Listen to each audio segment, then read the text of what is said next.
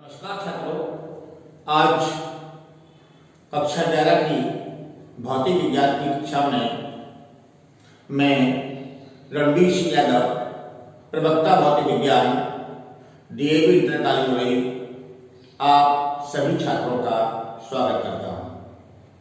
प्यारे बच्चों, आज का पढ़ाया जाने वाला शीर्षक है तरंग गति आंकिक। इसकी पहली 2 कक्षाओं में तरंग गति के बारे में आपको पढ़ाया चुका है। आज तरंग गति के आंकिक प्रश्नों को इस कक्षा में बताया जाएगा। सबसे पहले मैं आपको इस कक्षा में बताना चाहूंगा कि तरंग गति से संबंधित या तरंग गति के आंकिक को हल करने के लिए कुछ प्रमुख उपयोगी सूत्र जिनको आपको आंकिक में प्रयोग करना है। क्या इसको ध्यान दीजिए। नंबर 1, तरंग की चाल v = n लैम्डा। यहां पर n है तरंग की आवृत्ति, लैम्डा है तरंग दैर्घ्य। इस फॉर्मूले का उपयोग करके हम तरंग की चाल के मान को ज्ञात कर सकते हैं। इसके लिए दूसरा फॉर्मूला है ठोस माध्यम में अनुप्रस्थ तरंग की चाल b = √η/d। यहां पर ईटा को कहते हैं दृढ़ता गुणांक और d है ठोस पदार्थ के माध्यम का घनत्व। इस फॉर्मूले का उपयोग करके हम किसी ठोस माध्यम में अनुप्रस्थ तरंग की चाल को ज्ञात कर सकते हैं। तीसरा है लचीली तनी हुई डोरी में अनुप्रस्थ तरंग की चाल v = √T/n, जहां T है डोरी का तनाव बल और m है डोरी के एकांक लंबाई का द्रव्यमान, मींस कुल द्रव्यमान बटे कुल लंबाई। तो m/n। अगर हमें उसी लचीली डोरी की त्रिज्या r व उसके माध्यम का घनत्व d पता हो तो निश्चित है m का मान πr² के तुल्य होगा। तब लचीली डोरी में अनुप्रस्थ तरंग की चाल b = √T/πr²d। अगर इसी फॉर्मूले को हम प्रतिबल के रूप में ज्ञात करें तो प्रतिबल बराबर होता है बल बटे क्षेत्रफल। तो ये बल हो गया, ये क्षेत्रफल हो गया, इसकी जगह पर प्रतिबल हो गया, तो यहां पर हो गया b = प्रतिबल बटे घनत्व। इनमें से किसी भी फॉर्मूले का इस्तेमाल करके हम लचीली डोरी में अनुप्रस्थ तरंग की चाल को ज्ञात कर सकते हैं। अगला है विस्तृत ठोस में अनुदैर्घ्य तरंग की चाल। अनुदैर्घ्य तरंग के लिए चाल का मान v = √b + 4/3 η/d। यहां b है विस्तृत ठोस का आयतन प्रत्यास्थता गुणांक, ईटा है विस्तृत ठोस का घनता गुणांक और d है ठोस का घनत्व। इस फार्मूले का उपयोग करके किसी विस्तृत ठोस माध्यम में अनुदैर्घ्य तरंग की चाल को ज्ञात किया जा सकता है। अगर हमारे पास कोई ठोस लंबी छड़ है और उसमें हमें अनुदैर्घ्य तरंग की चाल ज्ञात करनी है और लंबी छड़ की पदार्थ का यंग प्रत्यास्थता गुणांक y व उसके पदार्थ का घनत्व d हो तो लंबी छड़ में अनुदैर्घ्य तरंग की चाल v √y/d। अगर किसी द्रव माध्यम में अनुदैर्घ्य तरंग की चाल ज्ञात करनी हो और द्रव के का आयतन प्रत्यास्थता गुणांक b व घनत्व d हो तो द्रव माध्यम में अनुदैर्घ्य तरंग की चाल v √b/d। अगर हमारे पास कोई गैस या वायु है, मींस गैसीय माध्यम है, तो गैसीय माध्यम में अनुदैर्घ्य तरंग की चाल सदैव b √γp/d। यहां पर गामा गैस के लिए स्थिर दाब पर विशिष्ट ऊष्मा Cp व स्थिर आयतन पर विशिष्ट ऊष्मा Cv का अनुपात है। P है गैस का दाब और D है गैस के माध्यम का घनत्व। इस फॉर्मूले का उपयोग करके हम किसी गैस या वायु में अनुदैर्ध्य तरंग की चाल को ज्ञात कर सकते हैं। तो यहाँ पर याद रखें, गामा का मान एक परमाणु गैस के लिए 5/3 यानी 1.67, द्वि परमाणु गैस के लिए इसका मान 7/5 यानी 1.4 और बहु परमाणु गैस के लिए इसका मान, इस गामा का मान 4/3 यानी 1.33 होता है। अगर हम इसी फॉर्मूले को अनुदैर्ध्य तरंग की चाल का मान गैसीय माध्यम में ताप के पदों में ज्ञात करें तो गैसों में अनुदैर्ध्य तरंग की चाल B = √γ RT/m, जहां m है गैस का अनुभार, T है गैस का परंताप, R है सार्वत्रिक गैस नियतांक और गामा है Cp और Cv का अनुपात।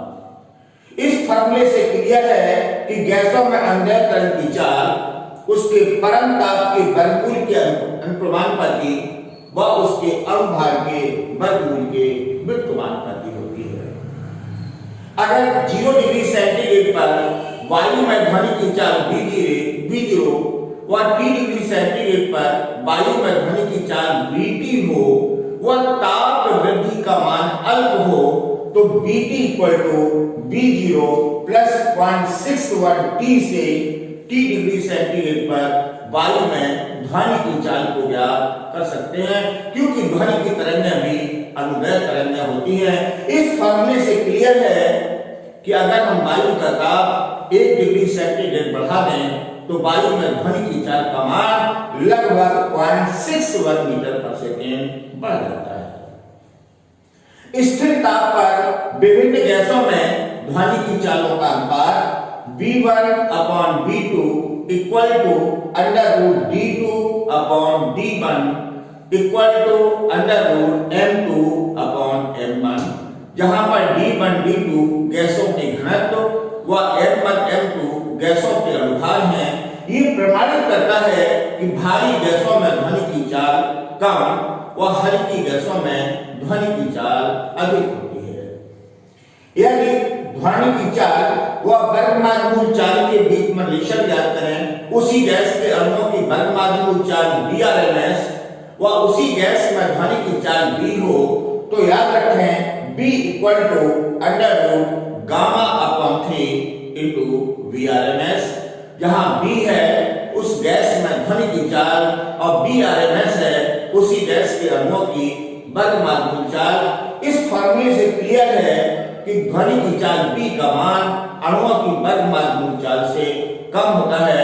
और ये बात और याद आपको रखना है कि ठोस माध्यम में अनुदैर्ध्य तरंगों की चाल सबसे ज्यादा, गैसीय माध्यम में ध्वनि की चाल उससे कम व द्रव माध्यम में ध्वनि की चाल का मान उससे कम व गैसीय माध्यम में ध्वनि की चाल का मान सबसे कम होता है। अभी बच्चों आपने तरंग गति से के आंतरिक को हल करने के लिए इससे संबंधित कुछ प्रमुख सूत्रों को पढ़ा। अब इस चैप्टर के कुछ मुख्य उपयोगी आंतरिक सॉल्व करेंगे। पहला क्वेश्चन है 10⁵ Nm/m² दाब पर जल की आयतन विकृति 5 × 10⁵ है। जल में ध्वनि के चाल की गणना कीजिए, जबकि जल का घनत्व 1 × 10⁻³ किलोग्राम/m³ है। अभी हम आपको बता चुके कि जल में ध्वनि की चाल का फार्मूला B = √B/d के तुल्य होता है, जहां पर B है जल का आयतन प्रत्यास्थ गुणांक और D है जल का घनत्व। यानी ध्वनि की चाल का मान ज्ञात करने के लिए हमें इस फॉर्मूले का उपयोग करना होगा। अब बात आती है कि आयतन प्रत्यास्थ गुणांक का मान कैसे ज्ञात करेंगे, और आपको पता है आयतन प्रत्यास्थ गुणांक बराबर होता है अभिलंब प्रतिबल बटे आयतन विकृति।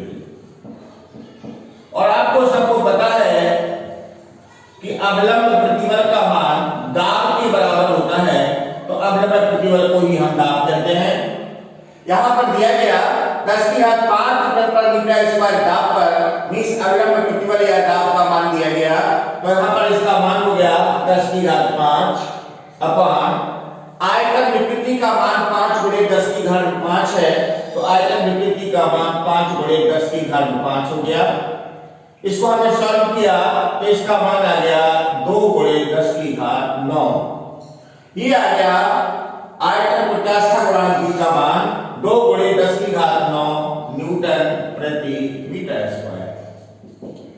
अब हमें निकालना है जलमय ध्वनि की चाल का मान इस फार्मूले के द्वारा। तो जलमय ध्वनि की चाल b √,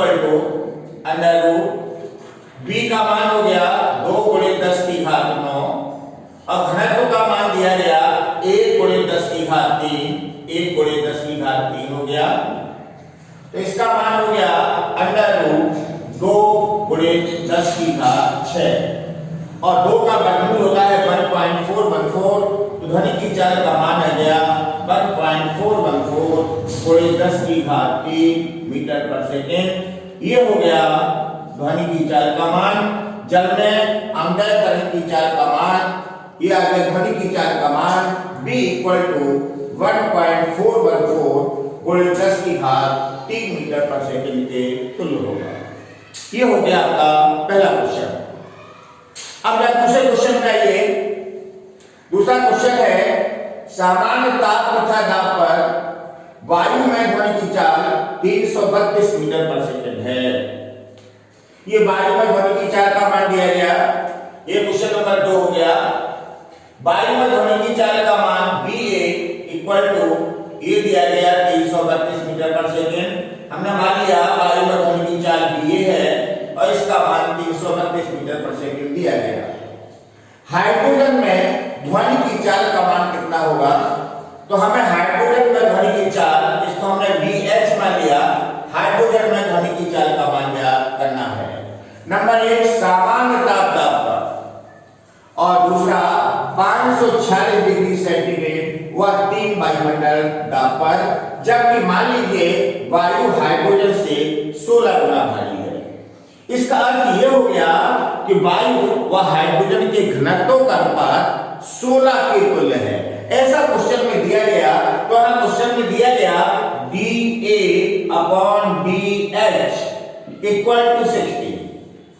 dA का मतलब एयर का घनत्व, dH का मतलब हाइड्रोजन घनत्व, और चूंकि वायु हाइड्रोजन से 16 गुना भारी है तो वायु का घनत्व हाइड्रोजन के घनत्व से 16 गुना ज्यादा हो गया। अभी आप इसके पहले से चैप्टर के फार्मूला पढ़ चुके। वायु में ध्वनि की चाल का फार्मूला B √γ P/d के तुल्य होता है।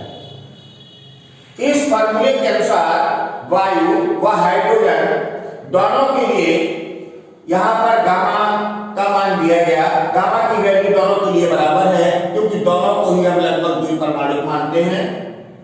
दाब का ध्वनि की चाल पर कोई प्रभाव होता नहीं, इसका मतलब कंफर्म है। यहां से हो गया B = 1/√d, यानी ध्वनि की चाल उसके घनत्व के वर्गमूल के व्युत्क्रमानुपाती होती है। इस फार्मूले के अनुसार BA/BH = √dH/dA। ये आपका फार्मूला हो गया। BA का मान यहां पर 332 दिया गया, ये हो गया 332 अपॉन BH हाइड्रोजन में ध्वनि की चाल का मान ज्ञात करना है। DH/dA का मान है फार्मूले के अनुसार 1/16 हो गया, तो इसका मान हो गया √1/16। इसका वर्गमूल 1/4 आ गया। तो यहां से पहला आंसर हो गया BH = 4 × 332, यानी इसके द्वारा हम हाइड्रोजन में ध्वनि की चाल के मान को ज्ञात कर सकते हैं और इसका मान सॉल्व करने पर लगभग 1328 मीटर पर सेकंड प्राप्त हो गया। यानी इस प्रकार से सामान्य ताप दाब पर हाइड्रोजन में ध्वनि की चाल का मान 1328 मीटर पर सेकंड हो गया। इसी दूसरे का ये पहला पार्ट हो गया। इस क्वेश्चन नंबर 2 का दूसरा पार्ट है 546 डिग्री सेंटीग्रेड ताप व 3 वायुमंडल दाब पर ध्वनि की चाल का मान ज्ञात करिए। चूंकि यहाँ पर दाब का ध्वनि की चाल पर कोई प्रभाव नहीं होता, ये बात आपको याद रखनी है, परंतु ध्वनि की चाल परम ताप के वर्गमूल के अनुप्रमाणुपाती की होती है। तो हमें निकालना ये है कि 546 डिग्री सेंटीग्रेड पर ध्वनि की चाल क्या होगी, जबकि सामान्य ताप का मतलब 0 डिग्री सेंटीग्रेड पर ध्वनि की चाल का मान 332 मीटर पर सेकंड वायु में था, और जब हाइड्रोजन में ध्वनि की चाल का मान निकाला तो इसका मान 1328 मीटर पर सेकंड प्राप्त हो गया। तो अगर हम यहाँ पर B = under gamma RT upon M के अनुसार, ये फार्मूला था B = under gamma RT upon M के अनुसार, इस फार्मूले का उपयोग करें 0 डिग्री सेंटीग्रेड पर ध्वनि की चाल को V0 मान लें, व T डिग्री सेंटीग्रेड पर ध्वनि की चाल को BT मान लें, तो यहाँ से हो जाएगा V0 अपॉन BT का मतलब 546, तो हो जाएगा B 546 बराबर अंडर रूट 0 डिग्री सेंटीग्रेड, और 0 डिग्री सेंटीग्रेड पर ध्वनि की चाल का मान हाइड्रोजन में 1328 मीटर पर सेकंड है, इसी को हम सामान्य ताप कहते हैं।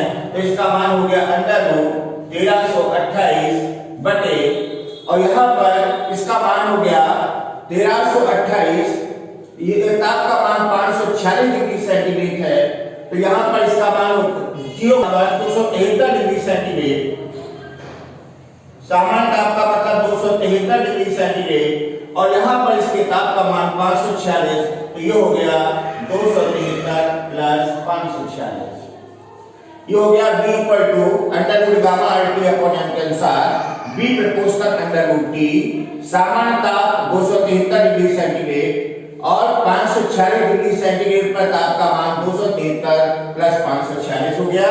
इसका हमने हल किया, इसका मान हो गया अंडर रूट 273 प्लस ये आपका हो गया 9, ये हो गया 1 और ये हो गया 8, तो ये आ गया। हमें 546 डिग्री सेंटीग्रेड पर ध्वनि की चाल का मान ज्ञात करना है, तो ये हो जाएगा B 546 बराबर B0 अंडर रूट 819 बटे 273, और 0 डिग्री सेंटीग्रेड पर ध्वनि की चाल का मान हाइड्रोजन में 1328 है, तो इसका मान आपका हो गया 1328, और ये यहाँ पर इसको डिवाइड करने पर इसकी वैल्यू का मान अंडर रूट 3 हो गया। अंडर रूट 3 की वैल्यू का मान 1.732 होता है, तो 1328 में 1.732 से मल्टीप्लाई करके हम इसका मान जब ज्ञात करेंगे तो इसका मान हो जाएगा B 546 बराबर लगभग 2300 मीटर पर सेकंड, यानी 546 डिग्री सेंटीग्रेड पर हाइड्रोजन में ध्वनि की चाल का मान लगभग 2300 मीटर पर सेकंड होगा। अगला क्वेश्चन है, ऑक्सीजन में ध्वनि की चाल 640 मीटर पर सेकंड है। हीलियम तथा ऑक्सीजन के मिश्रण में ध्वनि की चाल ज्ञात कीजिए, जिसमें हीलियम तथा ऑक्सीजन के आयतनों का अनुपात 5:1 है। हीलियम का अनुभार दिया गया MHE = 4 और ऑक्सीजन का अनुभार दिया गया MO2 = 32। अब जब क्वेश्चन में ध्यान दें, इस क्वेश्चन में हमें ऑक्सीजन में ध्वनि की चाल यानी BO2 640 मीटर पर सेकंड पता है, और इस प्रश्न के अनुसार हमें हीलियम और ऑक्सीजन के मिश्रण में यानी मिक्सचर में ध्वनि की चाल का मान ज्ञात करना है। बात अब ये आती है कि यहाँ पे ये दिया गया हीलियम व ऑक्सीजन के आयतनों का अनुपात 5:1 है। हमने मान लिया कि हीलियम व ऑक्सीजन के आयतन क्रमशः कैपिटल VHE व VO2 हैं, तो इनका अनुपात 5:1 दिया गया, और चूंकि अनुभारों का अनुपात उनके घनत्वों के अनुपात के बराबर होता है, यदि हीलियम व ऑक्सीजन के घनत्व क्रमशः DHE व DO2 माने जाएं, तो DHE अपॉन DO2 = 4/32 यानी 1/8 दिया गया। ये प्रश्न में हमें पता है ऑक्सीजन में ध्वनि की चाल 640 मीटर पर सेकंड है, ऐसा दिया गया, और ऑक्सीजन व हीलियम के मिश्रण में ध्वनि की चाल का मान ज्ञात करना है।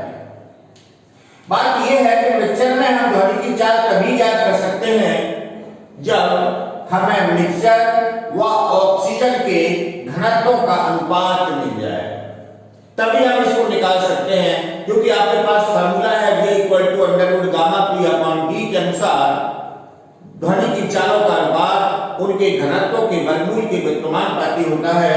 तो हमको ऑक्सीजन में ध्वनि की चाल पता है, मिक्सचर में ध्वनि की चाल ज्ञात करनी है। ये तभी संभव हो सकता है जब ऑक्सीजन व मिक्सचर के घनत्वों का अनुपात मिल जाए। आपको पता है कि जब हमने यहाँ पर दो गैसों को मिलाया, हीलियम व ऑक्सीजन को मिलाया, तो मिलाने पर जो मिक्सचर बनेगा उस मिक्सचर के घनत्व का मान उन दोनों गैसों के कुल द्रव्यमान व कुल आयतन के अनुपात के बराबर होगा, अर्थात डी मिक्स यानी मिक्सचर का घनत्व बराबर कुल द्रव्यमान बटे कुल आयतन। और दोनों गैसों का कुल द्रव्यमान हम मान लें कि हीलियम का आयतन Bhe व घनत्व Dhe, ऑक्सीजन का आयतन BO2 व घनत्व DO2 है, तो कुल द्रव्यमान हो गया Bhe into Dhe plus BO2 into DO2। ये हो गया हीलियम का कुल द्रव्यमान, ये हो गया ऑक्सीजन का कुल द्रव्यमान, तो ये कुल द्रव्यमान हो गया बटे कुल आयतन Bhe प्लस BO2 के तुल्य हो गया। क्योंकि यहाँ पर हमें ऑक्सीजन व मिक्सचर की घनत्वों का अनुपात निकालना है, मिक्सचर का घनत्व ये हो गया, तो हमें यहाँ ऑक्सीजन का घनत्व और निकालना है, तो यहाँ से आपका हो जाएगा डी मिक्स यानी मिक्सचर का घनत्व बराबर, यहाँ पर इस दोनों से हमने VO2 DO2 को कॉमन कर लिया, तो ये हो जाएगा आपका BHE into DHE upon BO2 into DO2 plus 1, ये हमने कॉमन कर लिया, अपॉन यहाँ पर BO2 को कॉमन कर लिया, ये हो गया BHE अपॉन BO2 प्लस 1। अब ध्यान दीजिए यहाँ पर BHE अपॉन BO2 यानी हीलियम व ऑक्सीजन के आयतनों का अनुपात ये 5:1 दिया गया। यहाँ से BO2 से BO2 कैंसिल हो गया, तो ये यहाँ पर आ गया DO2, ये हो गया यहाँ पर ब्रैकेट में, इसका अनुपात दिया गया 5, तो ये आपका 5/1 हो गया। DHE अपॉन DO2 इसका घनत्वों का अनुपात 1/8 दिया गया, तो ये हो गया into 1/8। यहां पर ये हो गया आपका +1 हो गया। अब यहां पर ये देखिए BHE अपॉन BO2 इसका अनुपात 5 दिया गया, ये आपका हो गया 5 और ये +1 हो गया। तो यहां से इसका मान निकालेंगे, तो ये आपका हो जाएगा DO2, ये हो गया 5/8 +1/6 हो गया। ये आपका आ गया, इसको आप सॉल्व करेंगे तो इसका मान आपका एलसीएम लेने पर ये हो गया DO2, ये हो गया आपका 13/48। अगर हम इससे DO2 अपॉन D मिक्स का मान निकालें, DO2 अपॉन D मिक्स यानी मिक्सचर का घनत्व, तो इसका अनुपात आ गया 48/13 आ गया। अब हमें यहाँ पर ऑक्सीजन में ध्वनि की चाल का मान पता है, मिक्सचर में ध्वनि की चाल का मान ज्ञात करना है, तो यहां से अब आपका फार्मूला हो गया B मिक्स अपॉन BO2 बराबर अंडर रूट, ये हो जाएगा DO2 अपॉन D मिक्स यानी मिक्सचर का घनत्व, और इसकी वैल्यू का मान 48/13 दिया गया, तो इसकी वैल्यू का मान अंडर रूट 48/30 हो गया। क्योंकि VO2 की वैल्यू का मान हमें पता है, इसका मान 640 है, तो ये हो गया B मिक्सचर अपॉन इसकी वैल्यू का मान हो गया 640 इक्वल टू अंडर रूट 48/30 हो गया। तो यहां से आ गया मिक्सचर का में ध्वनि की चाल का मान B मिक्स इक्वल टू ये हो गया 640 into अंडर रूट 48/30। इसको हम सॉल्व करके मिक्सचर में ध्वनि की चाल के मान को ज्ञात कर सकते हैं और इसको सॉल्व करने पर इसका मान लगभग 1228 मीटर पर सेकंड प्राप्त होता है। तो ये आ गया मिक्सचर में ध्वनि की चाल का मान, यानी हीलियम और ऑक्सीजन के मिश्रण में ध्वनि की चाल का मान B mix इक्वल टू लगभग 1228 मीटर पर सेकेंड। इस प्रकार से दो गैसों को मिलाकर उनके मिश्रण में ध्वनि की चाल के मान को ज्ञात किया जा सकता है। अगला क्वेश्चन है, किस ताप पर 0 डिग्री सेंटीग्रेड ताप के सापेक्ष वायु में ध्वनि के वेग में 2% की वृद्धि होगी। यानी हमें वो ताप निकालना है कि जिस ताप पर 0 डिग्री सेंटीग्रेड ताप के सापेक्ष ध्वनि की चाल का मान 2% बढ़ जाएगा। आपको सबको पता है कि वायु में ध्वनि की चाल का मान V equal to under root gamma RT upon M होता है। इस फॉर्मूले के अनुसार ध्वनि की चाल परम ताप के वर्गमूल के अनुपाती होती है, अर्थात B proportional under root T।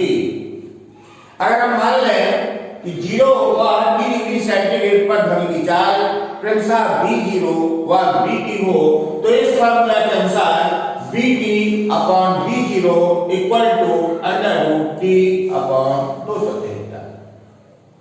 Question में आपको दिया गया कि उसके ताप में उसकी ध्वनि की चाल का मान 0 डिग्री सेंटीग्रेड की चाल का 2% बढ़ गया। इसका मतलब BT equal to B0 plus 2B0 upon 100 2% बढ़ गया। तो इसका मान हो गया B0 102 अपॉन 100। ये BT का मान 3 डिग्री सेंटीग्रेड पर ध्वनि की चाल का मान हो गया। इस फार्मूले के वैल्यूज के मान रखे, ये हो गया BT की value B0 102 upon 100 upon B0 equal to under root T upon 273। यहां से B0 से B0 कैंसिल हो गया, यहां पर इसका स्क्वायर किया, ये हो गया T इक्वल टू 102 अपॉन 100 का स्क्वायर इनटू 273। इसको जब सॉल्व करेंगे, इसका स्क्वायर निकाल के डिवाइड करेंगे, तो यहां पर इसकी वैल्यू का मान हो गया 273 और इसकी वैल्यू का मान हो गया 1.044 और इसका मल्टीप्लाई करेंगे तो इसका मान लगभग 284 डिग्री केल्विन प्राप्त हो गया। अगर इसका मान सेंटीग्रेड में निकालेंगे तो 273 घटा देंगे तो यहाँ पर ताप का मान 11 डिग्री सेंटीग्रेड प्राप्त हुआ। इसका मतलब कि अगर हम वायु का ताप 11 डिग्री सेंटीग्रेड कर दें तो ध्वनि की चाल का मान 0 डिग्री सेंटीग्रेड की चाल का लगभग 2% बढ़ जाएगा। इस प्रकार से बच्चों आज की कक्षा यहीं पर समाप्त होती है। आज तरंग गति के आंतरिक प्रश्नों को आपने हल किया, बताया। शेष प्रश्नों को अपने घर पर गृह कार्य के रूप में करें और ये तरंग गति का पहला चैप्टर समाप्त होता है। Thank you.